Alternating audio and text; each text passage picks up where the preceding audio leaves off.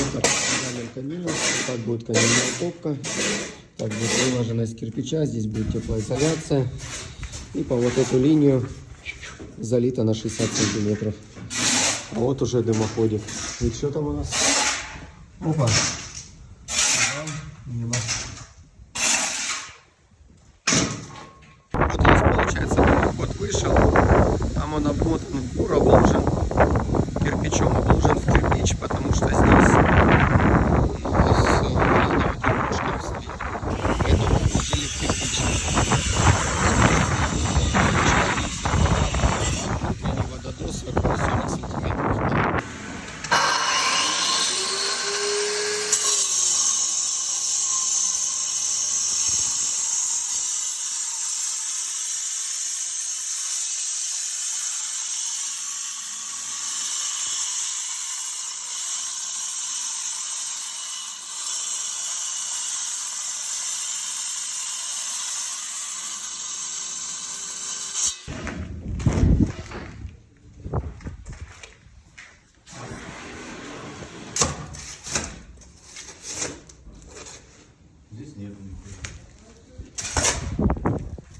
И вот так вот все потихоньку выбиваем. То есть снизу песочком все отсыпано.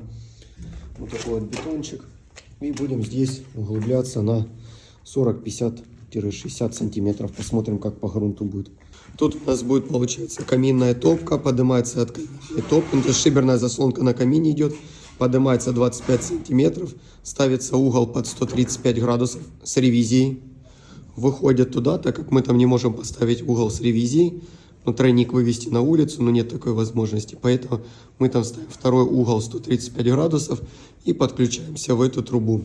Труба, то, что показывал выше, она обмотана в бор и обложена в кирпич, потому что к ней будет прилегание дерева. Если там расстояние от внутренней трубы будет до горючих материалов 40 сантиметров, то это можно обложить в пол кирпича.